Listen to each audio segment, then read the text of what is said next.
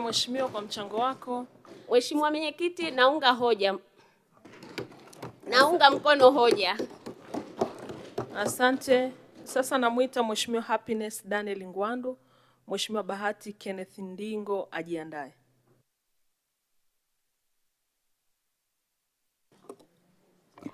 Asante Mheshimiwa Mwenyekiti kwa kunipa nafasi hii, na mimi nipende kumshukuru Mungu kwa afya aliyonijalia jioni ya leo. Lakini pia nimshukuru sana Mheshimiwa Dr. Samia Suluhu Hassan kwa kuendelea kutupambania wanawake katika nchi yetu. Mheshimiwa Mwenyekiti, mimi leo nitakuwa na mambo machache tu kuhusu sheria. Nimesimama hapa kwa ajili ya wanawake wa mkoa wa Ruvuma. Kwa mujibu wa sensa ya mwaka 2022 ni wanawake 953 ambao wako huko na wanatamani kuona nasema nini juu yao. Mheshimiwa Mwenyekiti, siku ya leo mimi nitakuwa kwenye mambo mawili au matatu, lakini awali ya yote nipende kumpongeza sana Mheshimiwa Waziri wa Katiba na Sheria kwa kazi nzuri ambayo anaifanya, hasa ile ya kusema na waziri moja kwa moja. Tunashukuru sana wakati akiwa anatatua kero.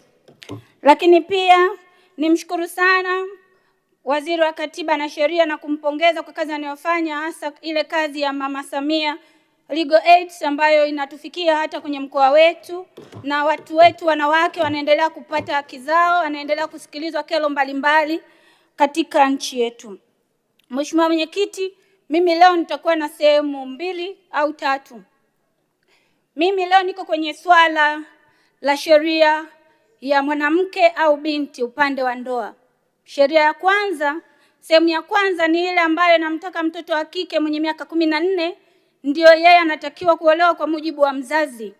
Lakini mtoto wa miaka 18 wa kiume yeye ndo atakuwa amekuwa akifikisha miaka 18. Kama tulivyoona sasa hivi elimu msingi inaanzia awali mpaka kidato cha 4. Mtoto huyu mwenye miaka 14 sheria hii ikiendelea kubaki kutwa ikikaa silence haieleweki vizuri, mtoto huyu hatapata haki ya kusoma. Lakini mtoto mwenye miaka 14 bado katika uhalisia kwetu ni mtoto mdogo sana. Hapa nawaona wanangu wa darasa la 7 sasa hivi wanapata mimba huko nyumbani. Leba akiingia mama unaanza kuchanganyikiwa nje. Si sahihi, na tunaomba sana sheria hii isiwe na kigugumizi. Watoto hawa wenye miaka 14 tunaomba waingizwe kwenye miaka 18 kama watoto wa kiume, kwa kuwa hata katiba yetu inakataza ubaguzi kati ya mtoto wa kike na mtoto wa kiume. Sheria hii isiwe na kigugumizi, tunaomba sana kama mwakilishi wa wanawake. Jambo la pili, sheria za ndoa yanasemwa mengi na wenye sheria zetu huko na wataalamu mlioziandika sheria hizi. Kiuhalisia sheria hizi zimepitwa na wakati ukilinganisha na mfumo wa mwanamke sasa hivi ulivyo. Mwanamke sasa hivi ndio mchumi kwenye nyumba zetu na familia zetu. Tunashukuru mmetuelimisha sana na somo limeeleweka. Wanawake sasa hivi nyumbani wanamiliki pesa, wanamiliki kila kitu ambacho mwanaume anaweza kumiliki. Sheria bado inamtaka mwanamke huyu, hasa pale kwenye mirathi unakuta anaambiwa mwanaume akifariki yeye anapata 1/3, anagawiwa kidogo. Lakini haitoshi, mama huyu akitokea anafariki anaambiwa baadhi ya sehemu anatolewa kwenye nyumba. Tunapata meseji nyingi kama wawakilishi, na hapa simuongelei mwanamke msomi, mwanamke mwenye leswigi, namuongelea mwanamke wa kijijini mkoa wa Ruvuma kule ambaye hajui sheria. Tunaomba uelewa kwenye hili. Sheria inasemaje? Mwanamke huyu anapofiwa, kwa nini nyumba yake anayoishi na mume wake wa ujana iwe ndani ya mirathi? Kwa nini nimekaa na mume wangu ujana wote, leo ananiambia natakiwa nitoke kwa sababu amefariki? Ile nyumba igawiwe. Mbaya zaidi, baba alienda sehemu kwa starehe zake. Akifika huko kule kuna watoto. Sheria inasema mtoto si haramu, baba ndiyo haramu. Atabidi arudi huku kwa bibi mkubwa huku, akachukua mali hizi ambazo alichuma mama huyu na mume wake. Mume aliyemvumilia miaka 40 mpaka 50, anarudi saa 8 usiku, kichwa cha nyumba kinarudi kimeyumba. Mama amevumilia, ameishi vizuri, ametunza watoto, analima, anaenda kulima mikorosho yake, amechangia nyumbani pale kitu. Leo anaambiwa yeye 1 ya 3 tu, lakini watoto wote wenye kichwa cha baba, wenye jina la baba watapata mali ile. Lakini mali ya kule anaambiwa ni zawadi endapo hadi ithibitike. Kwa nini mali ya baba huyu haijathibitika kule lakini watoto wamethibitika? Kitu gani mlithibitisha wale ni watoto wake, lakini hamkuthibitisha kama zile mali pia ni za mume wetu? Tunaomba zote, kama ni hivyo, sheria iseme mali ya huku na huku zirudi huku, tugawane pamoja, si shida, ila tugawane zote. Na tusiwe na kigugumizi kusema eti imekuwaje kwa sababu ile ina majina yake, amna aliyeona. Hapana, mtuelewesha, tuelewi, tunagombana, tunapigana, wanawake tunakuwa psychiatric. Tunatembea tunaongea peke yetu. Unakuta mama unamsalimia mama shikamoo, anakuambia ona nimeachika talaka hii hapa. Ameshapoteza akili.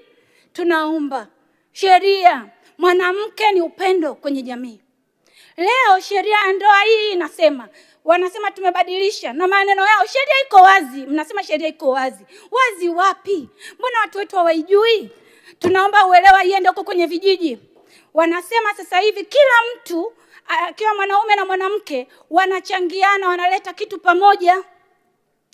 Wewe unaonyesha ulichofanyaje, ulichochuma, na huyu anaonyesha alichochuma. Lakini uwe na ushahidi, hata miamala. Mheshimiwa Mwenyekiti, kwenye upendo kuna muda wa kuangalia muamala na kutunza. Kwenye muda huo mpo lele, miamala hii unaitunzaje? Tumefikia sehemu Mheshimiwa Mwenyekiti, tunavyojenga nyumba pale nyumbani, baba, kwanza mila za Kiafrika, mwanamke huwa amdimoti mwanaume.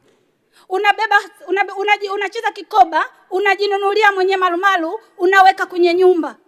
Lakini ukiweka hapo unamwambia na fundi, mume wangu weka vizuri, mume wangu amenituma. Kwa hiyo tunaomba sheria hii imepinda. Moja na wind up Mheshimiwa Mwenyekiti. Muda Mheshimiwa, muda wako umeisha. Asante. Nyumba ya mrithi isiwekwe kwenye mirathi. Asante sana. Sikiliza bana. Hebu tafuta duka ambalo unajua utapata mabati yasiyopauka bana. Miss Buguruni, umetoa wapi mabati mazuri namna hii na imara yenye TBS? Nimeyatoa Tumamgamba Hardware, wakala wa Alaf, wapo Buguruni Chama. Hebu mimi niwaishe nikajenge. Huduma zetu ni rahisi na za kitaalamu. Unalipia, unapewa risiti na unachukua mzigo wako papo hapo bila msongamano. Tumamgamba Hardware sasa tunakuletea mabati yako pendwa ya Sibadumu, Covermax, Versatile, Roman Tile, Tech Deck, Racing Coat pamoja na Max Cover. Pia tuna vigae aina ya Shingo, Wave pamoja na Roman. Tumamgamba Hardware. Hapa ndo nyumbani pa mabati ya Alaf. Mabati ya ukweli, bei ya kutabasamu. Kwa mawasiliano, wasiliana nasi kupitia namba 0754 300 746 au 0655 300 746. Pia unaweza kuwasiliana nasi kwa barua pepe mghambatumaini@yahoo.com. Tumamgamba Hardware, nyumbani pa mabati ya Alaf.